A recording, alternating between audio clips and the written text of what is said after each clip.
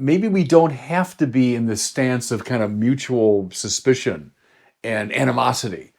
But someone from the tech world, the science world, can ask a religious person, tell me about your thought world. Uh, that can produce a wonderful result. And I think it did in this case. I think it was a really good conversation.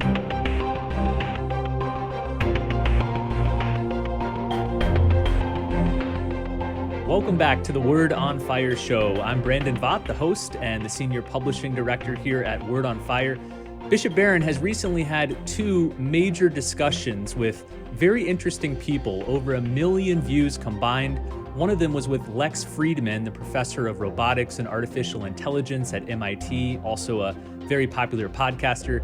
The second one was with Shia LaBeouf, the Hollywood movie star who has journeyed to the Catholic Church. So what did Bishop Barron think of these two discussions, and what lessons can Catholics take away from them? That's what we'll be talking about today on the podcast. But before we get there, Bishop, I want to welcome you. It's good to see you. Hey, Brandon, good to see you. And now for the second time from Minnesota, huh? We're a little physically closer than we were in the Santa Barbara days. Yeah, give us an update on how the new diocese is going. What's been happening there? Well, a lot. I've been here now for a month as bishop, and the ship is still floating, so that's a good sign, I suppose. I've been just going to a lot of places. So one of my priorities is just to get around to parishes and to see as many people. I think I've been to 9 parishes now, and I've been to one of our high schools. I was at St. Mary's University last week.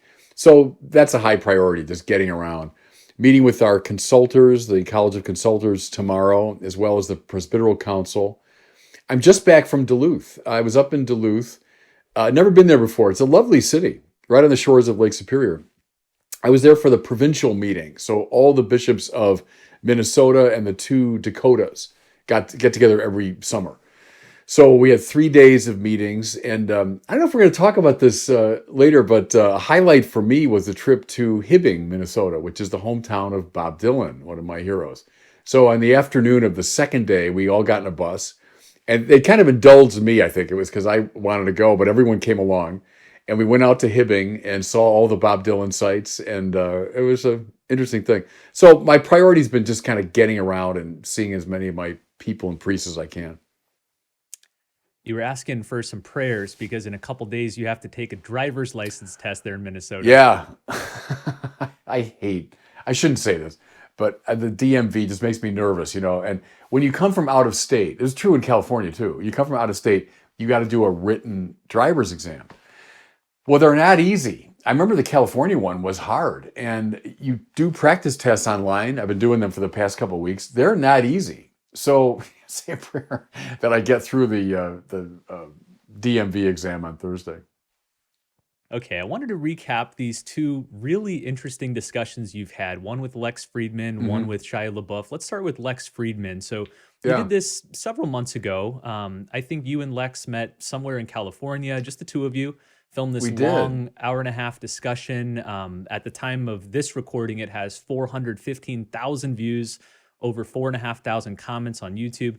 Lex has spoken to many cultural influencers, people like Joe Rogan, Mark Zuckerberg, Elon Musk, Sam Harris, and his audience, I think what most appeals to you, his audience includes millions of young, unaffiliated men and women. This was a tremendous outreach to the nuns.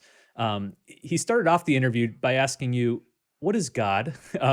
Did you know at that moment that this was going to be a good discussion? Yeah, I liked him a lot. I'd seen a few of his things, interviews.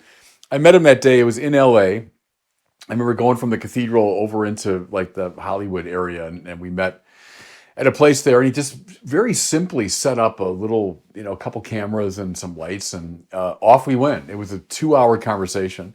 He's a very charming guy. Not, confrontative. He's not belligerent. He's just kind of a fellow who seems very curious about everything, eager to learn. And as you say, his area naturally is in the sciences, especially this AI, artificial intelligence field.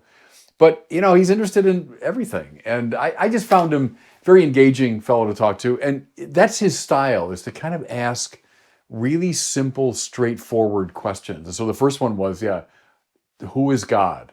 And we took it from there. You spent a long part of the interview talking about evil and suffering. This seemed to be especially interesting to Lex. How did you think that part of the exchange went? Yeah, fine. I'm kind of with William Lane Craig on the issue of the problem of suffering. Namely, it has two very different dimensions. The one is emotional, and until the eschaton, it will remain a very emotionally charged issue because all of us suffer. Some of us suffer terribly. And so, how do you reconcile that fact with the existence of an all good God? Now, at the emotional level, that's exceptionally hard to do. And in fact, any attempt to explain it is it's like an affront to our emotional perspective. So, there's that side of it. On the other side, again, here I agree with Craig, there's a kind of purely intellectual side of that question. And there, the argument, in my mind, is a very weak one. Because to use our suffering as a proof that there is no God rests upon an impossible premise. Namely, that we, with our absolutely limited intelligences, can somehow grasp that there's no justification possible for God's allowing certain evils and certain suffering. Well, just ipso facto, we can't do that. We are in zero position ever to do that. Therefore, from a purely logical standpoint, it's quite a weak argument. And to be honest about it, Brandon, we, by which I mean here the great tradition and its opponents, have rehearsed this argument over and over and over again for centuries. And I don't think we've made a lot of progress coming up with some clever new way to respond. I think the classical responses are valid from an intellectual standpoint, though they will never satisfy our emotional frustration over this issue, if that makes any sense. So that's why whenever it comes up, I'm happy to engage the argument and happy to show, here's, I think, the way we should think about it. But in a way, it's like hopeless. I mean, read the comments. Whenever you bring this issue up, someone will say, well, that's completely persuasive. And, well, yeah, I mean, how can you possibly say that, the cancer of a young kid? Yeah, I get it. I totally get it from an emotional standpoint. But intellectually, it's not a very persuasive counter argument. So I guess what I'm saying is that in a way, it's a little tiresome to me constantly revisiting this issue of suffering, because I'm not sure there's that much more we can say about it. I mentioned that the interview garnered lots of comments, over 4,500 comments when I just looked at it. And there's lots of positive ones, lots of people who were surprised. Oh, yeah. The vast majority are very positive. Yeah. Yeah, that was my take as well. But I wanted to talk about some of the negative trends. You did an article commenting on this, and I wanted to ask you more about it. Without a doubt, the most common grouping of the negative comments was that you were just tossing out word salad. They would say things like it was gobbledygook, or you were using a lot of big words to say nothing at all. What do you make of those types of criticisms? Yeah, and a lot of that focused on the very first question he asked me, which is, who is God? And I decided to give him a fairly elevated answer, a sophisticated answer that comes out of our metaphysical tradition. And as people that followed me for years would know, I rely very much on Thomas Aquinas, that God is not a being among many. We really shouldn't call him a supreme being. He's not an item within the universe or alongside the universe, but rather God is ipsum esse, the sheer act of to be itself, in and through which all finite things, all contingent things exist. And I just sort of elaborated that idea. Now, here's what struck me, Brandon, when I read the comments is, gosh, there's an arrogance behind that.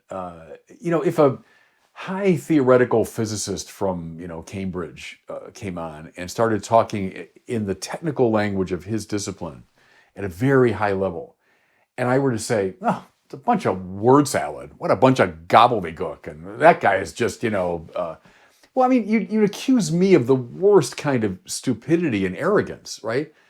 Why not say, boy, that guy is using language that I don't really understand, or I don't know what the frame of reference is, and boy, I got a lot to learn about theoretical physics, and maybe I should take it, step at a time and start at a lower level, or, what I'm saying? That would be a far more reasonable perspective. But to simply jump to the conclusion that, I'm just trading in word salad, when in fact, what I was trading in was a manner of speaking that was typical of the very smartest people in the West up until the modern period. So I'm relying on a tradition as old as Plato, Aristotle, Cicero, Boethius, Augustine, Aquinas, Anselm, Bonaventure, etc. And I was speaking out of that tradition in a kind of technically precise way. Okay, I think a better response would have been, I'm not quite sure what he's talking about, but maybe I could brush up on that. Maybe I could look into that a little bit. Maybe I could start at a somewhat lower level and see, what he's talking about. It was a sign to me, Brandon, of the scientism which bedevils a lot of people today. That's to say, the reduction of all knowledge to the scientific form of knowledge. That people in our schools just have no acquaintance with classical philosophical speech. And so it just strikes them as a bunch of nonsense. So I guess I was struck by that and would call upon a lot of my critics there maybe to demonstrate just a touch more humility and maybe try to learn a little bit of that tradition that I was talking out of. I think the second most common type of criticism you got for this Lex Fridman interview was that the very fact that you were Catholic disqualified you in all ways. And this, to me, was very resonant with the types of comments you got when you did the Reddit AMA. There was a lot of these types of things. So let me read you off a few examples. One, how can you listen to a representative of the most corrupt institution in history? Two, religion, especially the Catholic religion, is responsible for the death of millions. And perhaps the best one of all, number three, of all the differing variations of Christianity, Catholicism is by far the most cynical, repugnant, crass variant. It's done more harm to the human species than any other religion, and it's kept us back from progressing. What say you? He's really fond of Catholicism, huh? Here's the first thing I'd say, Brandon, and I want to be blunt about this. How anybody after the 20th century could say that the institution that's done the most damage to the human race is the Catholic Church after Stalin, Mao, Pol Pot, Hitler. Are you joking? Are you serious? That you can have witnessed all of that. So these radically secularist ideologies that produced mountains of corpses, tens of millions of corpses in the 20th century, you can witness all that and still say the Catholic Church is the source of greatest corruption, has done the most damage. I mean, give me a break. So that's my first reaction. Second reaction, have Catholics in the course of 2,000 years done lots and lots and lots of bad things? Yes, of course they have. Of course they have. But it's like shooting fish in a barrel to say, hey, I can find instances of corruption and bad behavior on the part of Catholics. Well, yeah. Our very doctrine of original sin, and that original sin carries with it this kind of overtone of concupiscence, meaning a sort of perverse twisting of the will and so on, leads us to expect human corruption. So, I mean, that's not repugnant to Catholicism. We expect that people, very much including Catholics, are going to behave badly. But look, have lots and lots and lots of Americans behaved badly? Well, yeah. Over 200 and some years, I can point to myriad examples of Americans, often in the name of American values, behaving very badly indeed.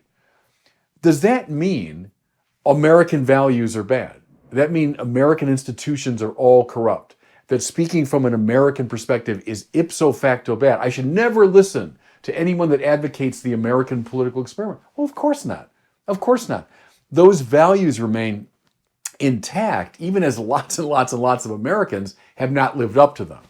So in a similar way, sure, Catholic values, Catholic principles, Catholic ideals remain intact, even as lots and lots and lots of Catholics don't live up to them. And so when I'm speaking to Lex Fridman out of the Catholic intellectual and cultural tradition, I'm not saying, hey, Lex, every single Catholic who's ever lived has just been a great person and a saint. Well, of course not. Of course not. I'm saying the great animating principles and convictions and values of Catholicism are worthwhile. And so that, to me, it's a red herring, that argument. He's saying persuasive things about God. Oh, well, remember how bad Catholics have been over the centuries. Well, yeah, I know, but I'm not going to be distracted by that observation. It's a cheap rhetorical trick. Well, I want to ask you this question, which I'll also ask you about your Shia LaBeouf interview. But with Lex Fridman as a Catholic evangelist, what's the biggest takeaway you had from this exchange? What lesson did you learn? That's a good question. You know, I say, Brandon, honestly, I don't look at me, look at Lex Fridman. I would say and again, I don't really know anything about Lex Fridman's views on religion. I really have no idea. But let's say, for sake of argument, he's someone coming out of like the more scientific world, that when someone in a world that's other than the religious world is willing to listen with respect and with curious intelligence, then great things can happen. A great conversation can unfold. Maybe we don't have to be in this stance of kind of mutual suspicion and animosity, but someone from the tech world, the science world, can ask a religious person, tell me about your thought world.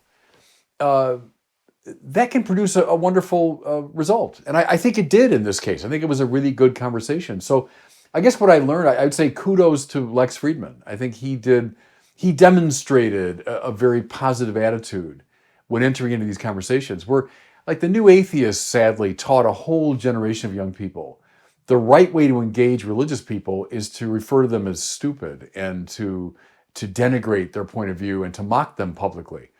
Well, again, kudos to Lex Fridman, who did none of those things and was willing to listen. And I think a lot of people benefited from that. So that's what I take away from it. Well, let's turn now to talking about your exchange with Shia LaBeouf. This one has taken off in extraordinary ways at the time of this recording. It's just about at 1 million views, 5,000 comments on YouTube. You sat down to do this interview, I believe, just a couple weeks before your transition. A couple days even, I think. A couple days before you went to Minnesota. At that time, did you have any idea how explosively popular that discussion would become? Well, I would say that I did say to people, I think it'll get 1 million views. But I didn't think it would get 1 million views in 4 days or whatever it is. And I must say, I didn't expect it to be picked up by news agencies all over the world, which indeed it was. So no, I didn't see that coming. I knew it would be popular because he's, a very popular actor, especially with young people who tend to be online. So I knew it would have an impact. And that's why I wanted to do it, because I had heard a version of his story a little bit earlier. And I thought, boy, it'd be great if especially young people could hear that story. So I just asked him, I said, would you be willing to sit down, for a more formal interview? And he said, yeah, I would. So no, I knew it would have an impact, not quite the impact that it's had. Many people, especially online, celebrated this interview as an example of what the church fundamentally exists for. Namely, the church is for sinners. The church is for broken people. It's not a clubhouse for the pious. Shia, by his own admission, is a broken man. He's been accused of a lot of horrible things. He described himself as depraved or having committed depraved acts. But when we talk about saving souls, leading people to salvation, we're not talking about abstractions, immaterial souls. We're talking about real hurt and brokenness in people's lives. Talk about that reaction. Were you happy to see that people were celebrating this as a great news, as good news? Yeah, and the overwhelming majority of people that commented, I think, saw exactly that. Yeah, I thought, Brandon, a lot of Pope Francis' line about the church as a field hospital. Where people, because I've made this point, a field hospital, that's not just a regular hospital that you might go to for some tests, right? A field hospital is one that's near a field of battle. It's a place where people are gravely wounded and by the culture and by all sorts of things. And I think Shia, by his own admission, was someone who's been kind of gravely wounded and was in very bad spiritual shape. In fact, he talked frankly about suicide. I had a gun on the table, that he had hit bottom. Well, that's where the church belongs. The church belongs there. And it's a field hospital to help people who are deeply wounded. And I think what's beautiful in his story is it functioned just that way. Because he, starts his process of preparing to play Padre Pio, but at that point, he wasn't particularly interested in, what religion would do for him. It's what he found especially among those wonderful Capuchin friars whom I knew very well out in California. See, to me, that's the central story that he was telling in the interview, was about the Capuchin friars who, very much in the spirit of the Lord Jesus and of St. Francis, took in this young guy who was more than a little bit lost. They had nothing to gain from him, and they weren't playing any kind of. In fact, I bet most of them didn't know who he was, but they took in this young suffering soul, and they acted as doctors and nurses in a field hospital, I think, for him, and brought him back to a very profound spiritual healing. So to me, that's a beautiful story, and I thought that's why I wanted him to tell it. You know those Capuchin friars very well because they're in your former Santa Barbara pastoral region. You knew each of the people he was mentioning. Yeah. What do you think they did right in terms of evangelization? They reached out to him in love, and they weren't judging him, and they weren't trying to indoctrinate him. They reached out in love. They included him in their life. He talked, I love this, about laughter. Long before they got to talking about St. Francis, and he got there. He wanted to find out about Francis and who was his Padre Pio and tell me about their spirituality. And they got there with him. They did. But he said in the beginning, he laughed a lot with them. And they were human with him. They were welcoming and inclusive. Use all the wonderful language that our present Pope uses. They were inclusive of him and brought him into their manner of life, and that functioned as a field hospital. It healed them. And then when it was time, he began to ask questions. And then they were happy to give answers. They did. They talked a lot about Francis and a lot about Padre Pio. I know him very well. The Father James he talks about is a older Capuchin, big guy, kind of a big bear of a guy. And Shia said, he just put his hand on his shoulder, and he would just, say a couple encouraging things to him and then, move on. And just kind of a simple expression of his solidarity with him, but meant the world to him. But then eventually Father James talked to him about Padre Pio and how he should play him and all that. So they were, I thought, brilliant evangelizers. They didn't make the mistake of judging him. And may I just say, Brandon, to my fellow Catholics, it's a major problem in our faith community is we love to judge people. We love to judge people. And that move maybe makes you feel good at some perverse level, but it ain't effective evangelically. Trust me. Second danger is we can start sort of proselytizing right away. Let's get right into, having arguments and debates. Look, I love arguments and debates. That's my whole life is based on that. And we get there. We should get there. But often the opening move is that hand on a shoulder, or it's laughing, or it's, I know you're living in a van down by the river. I mean, you're living in a van out in our parking lot, but that's okay. Those are marvelous opening moves. Call them pre-evangelization. One of the patterns in Shia's story is this transition from the ego drama to the theodrama, to use your language and Balthazar's language. In fact, I believe at one point Shia even says something like he referring to God, used my ego for his purposes. Yeah. Talk about that shift. Shia says, for a long time, it was all about him. He wanted to be a great actor. That was his purpose in life. But then that was finally drawn up to God's plan for his life, and that opened things up.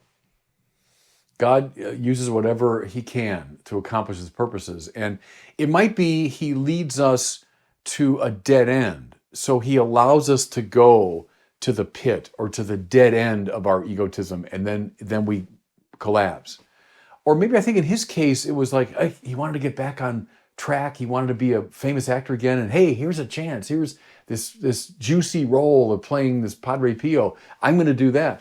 And so I think he saw God luring him by that sort of egotistic thing, but it brought him into the trap, as it were. It brought him into the place where, wow, now this whole world's open up to me. And so, sure. I think I used the line, didn't I, Brandon, in the interview? I forget now, but the famous Chesterton line from the Father Brown story about God will allow us to wander to the ends of the world, but then by a twitch upon the thread can bring us back, And I think that's something of the Shia LaBeouf story, that he wandered, quite a ways away, but God found a way to bring him back. And, From the providential perspective, someone like him, the power that can have, if God finds a way to bring him back, that can bring many, many others back. And, please God, our video, having gone out now to 1 million people, that's what I hoped for it, that it would be a twitch upon the thread for a lot of people. All right, let's close with this question, which I just asked you about Lex Fridman. I'll ask you about your exchange with Shia LaBeouf. As a Catholic evangelist, what's the big takeaway? What's the big lesson learned from this discussion and how it's been received? Yeah, it's a good question, Brandon, and it's that's worth really thinking about more deeply. I think for me the takeaway are the Capuchins, how they evangelize this young guy. That evangelization, and here I'm in the Newman spirit again, is not just intellectualism. It's not just arguments. It's not just clarifying ideas, but very often it's the drawing people into the beauty of a form of life and to let them see, hey, how these Christians love one another. Look at how these Christians live. They were a hand reached out to him when he was drowning. And he used that image I thought was really good. What Christianity says, if you're drowning, is not, hey, here's a program for how to swim. It says, reach out and trust. There's a hand that wants to draw you out of these waters, and trust him. Well, see, the hand of Christ is seen in the hands of his mystical body. It was those Capuchins in California that reached out literally to him, and they were the hands of Christ, who drew him out of the waters and into a safer place. And there he was able to grow in his faith. I think that's the evangelical lesson.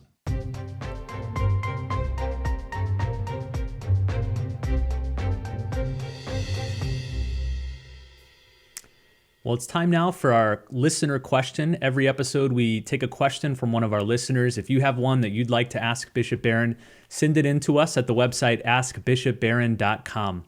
Today, we hear from Patty in your home state of Illinois. She's asking about how you're able to juggle all the things that you do. Here's her question. My name is Patty, and I'm from Illinois, and I'd like to know how you get so many things done. You have so many jobs you juggle, and I struggle with time management. Do you have any tips for that? Thank you. Yeah, I appreciate that. And people ask me that all the time, and I don't know if I have really a good, clear answer. I guess prioritization, that when I wake up in the morning, I will tend to prioritize. Here's what I really have to do today.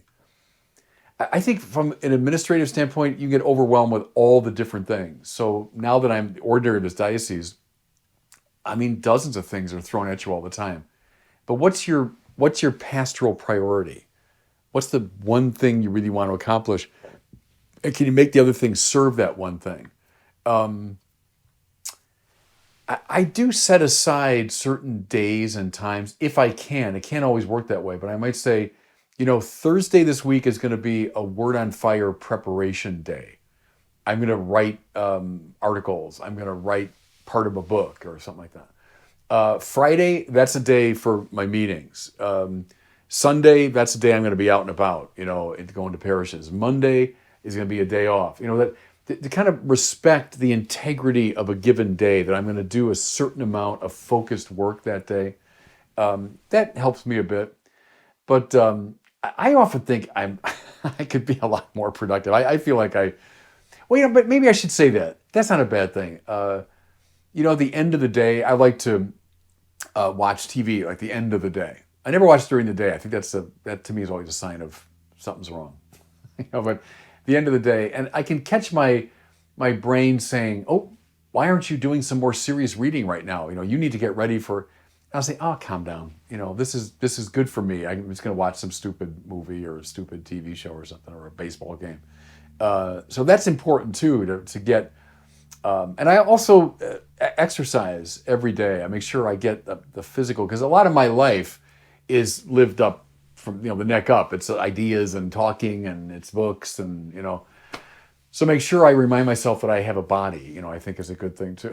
So those are a couple kind of disconnected thoughts. Well, as we wrap up our episode today, I want to announce an exciting new book from Word on Fire that launches today, actually. It's titled With All Her Mind, A Call to the Intellectual Life. It's edited by Rachel Bullman. The feminine genius is a term coined by Pope St. John Paul II. It's become somewhat of a buzzword in the Catholic world, but has the fullness of femininity been exhausted? This book includes a collection of 17 essays written by Catholic women of diverse backgrounds and vocations. It's a call to pursue what is too often excluded from our picture of femininity, namely the intellectual life. With All Her Mind shows how the feminine genius involves both affectivity and active intellectual engagement. Features some fantastic essays, a foreword by Tracy Rowland, who is the winner of the Ratzinger Prize for Theology. This book will open up all women to follow the first and greatest commandment, to love the Lord with all her soul, with all her heart, and with all her mind. So again, it's called With All Her Mind, A Call to the Intellectual Life. I'll include a link to that new book in the show notes for this episode. Well, thanks so much for watching and listening, and we'll see you next time on the Word on Fire show.